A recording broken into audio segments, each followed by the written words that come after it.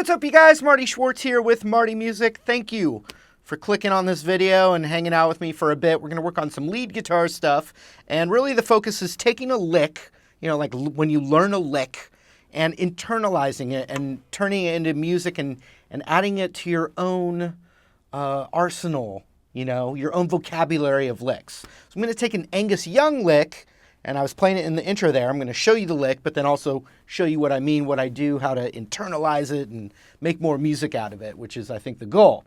Also, thanks for supporting Marty Music. You can get a whole long course that you can download of free essential licks. I'll leave a link for it in the first comment down there. And let's get to it. I think a lot of times it's more beneficial to learn, or at least memorize, little bits of solos and get that into your vocabulary as opposed to learning an entire solo, which, don't get me wrong, is still good. But anyway, here's the lick. I changed keys. I got it from Angus Young, but we're going to just make kind of a blues rock lick. And then I'm going to show you what I mean. So here's the lick.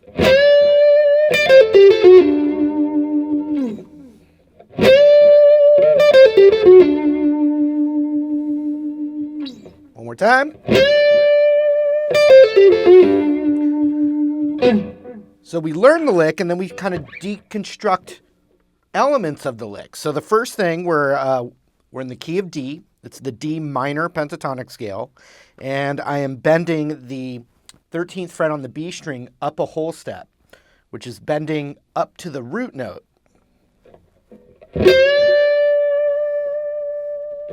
And then I'm getting vibrato on the top of it,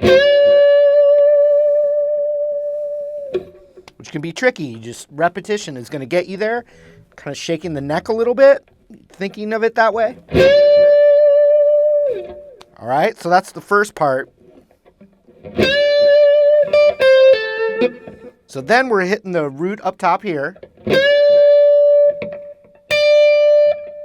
And then a pull off between 13 and 10.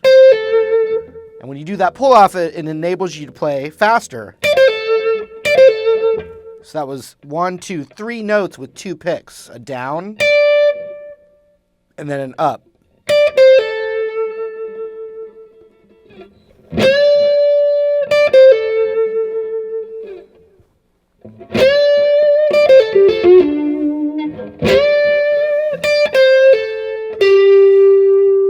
So now we're grabbing this little piece. It's all minor pentatonic, 12th fret G with our ring finger. Then doubling back to the 10th on the B. But we want to use the deeper part of our pad of our finger so we can roll it over. Because I'm hitting 12 of the G, 10 of the B, and then rolling over to 10 of the G.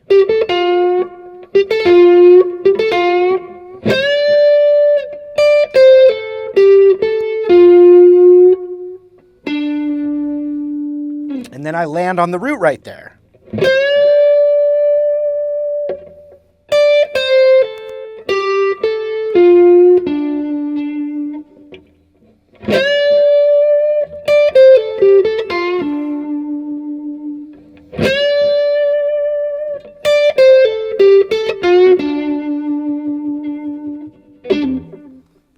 All right, so now talking about kind of internalizing this. A lot of times it's fun to have a jam track. I got my looper pedal here. Let me turn some of the gain off, and I'll just kind of create a little, I don't know, let's just do a D 7 sharp 9, a D Hendrix chord, just a groove,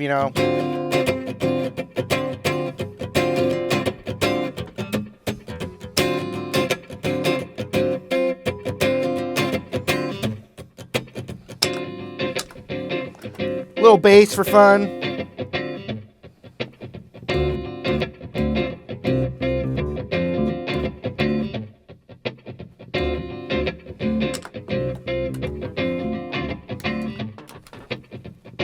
So, okay, I stopped my loop. The next thing is trying to just get that lick in there over a groove. So immediately trying to make it into music.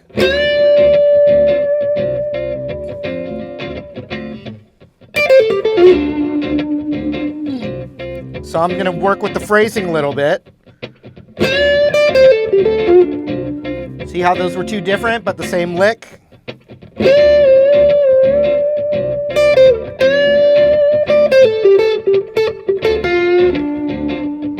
Playing with it.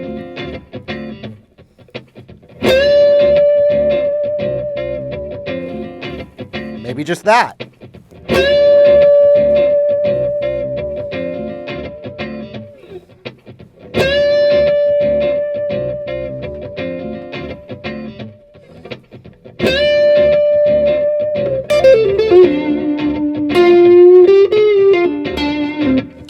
Maybe if I know the extended scale, scale up into it.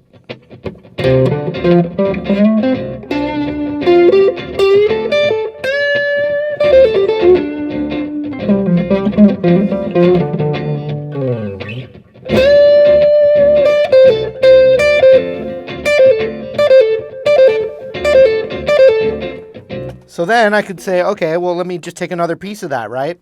It's always good to have the context of a jam track, but this part of it, how about I just go, just that much of it. Little things like that where, you know.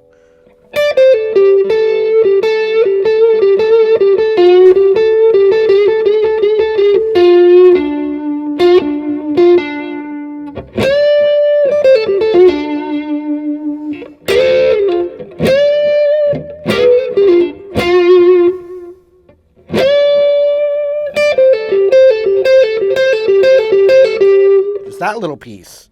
Instead of that, just